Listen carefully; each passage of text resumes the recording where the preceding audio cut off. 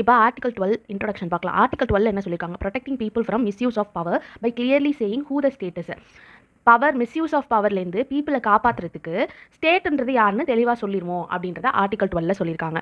Rule of law அது படியும், கான்ஸ்டியூஷனலிசம் படியும். இந்த ரூல் ஆஃப் லாங்கிறது லா தான் வந்து எல்லாத்துக்கும் மேல் அப்படின்னு சொல்லி இது பிரிட்டிஷ் கான்செப்ட். கான்ஸ்டியூஷனலிசம் வந்துட்டு லிமிட்டட் கவர்மெண்ட் தான், கவர்மெண்ட்டுக்கு இவ்வளோ தான் பவர்னு சொல்கிறது கான்ஸ்டியூஷனலிசம். இந்த ரெண்டு எதுவுமே என்ன சொல்கிறாங்கன்னா கவர்மெண்ட் பவர் வந்து லிமிட்டடாக தான் இருக்கணும் அப்படின்னு சொல்லிட்டு சொல்கிறாங்க. லிமிட்டட் கவர்மெண்ட் இருக்கணும்னா முதல்ல ஸ்டேட் யாருன்னு நமக்கு தெரியணும்.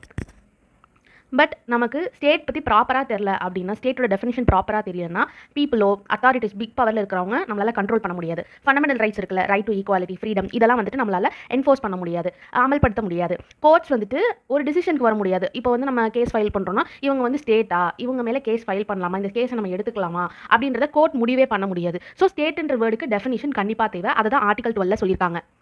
ஆர்டிகல் 12 சொன்ன ஸ்டேட்டோட டெஃபினிஷன் வந்து பார்ட் 3க்கும் பார்ட் 4க்கும் வந்து பொருந்தும். பார்ட் 3 வந்து ஃபண்டமெண்டல் ரைட்ஸ், பார்ட் 4 வந்து டிபிஎஸ்பி. ஸ்டேட்னா என்னென்ன இதில் சொல்லியிருக்காங்க? Central government, state government, parliament, state legislature சட்டமன்றம், அப்புறம் லோக்கல் பாடிஸ், முனிசிபாலிட்டி, பஞ்சாயத்து, அப்புறம் ஓஎன்ஜிசி, அப்புறம் எல்ஐசி, இந்த மாதிரி அதர் அத்தாரிட்டிஸ் இது எல்லாமே ஸ்டேட்குள்ளே தான் வரும்.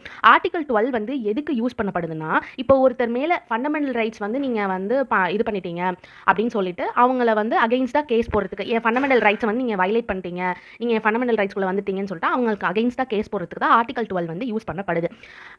Article 226 used in high courts, article 32 used in supreme court. இது வந்து கேஸ் ஃபைல் பண்ணலாமா அப்படின்னு சொல்லிட்டு இது வந்து முடிவு பண்ணுது.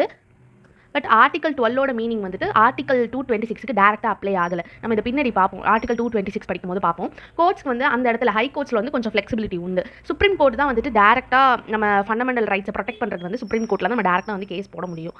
இவ்வளோ தான். தேங்க்யூ.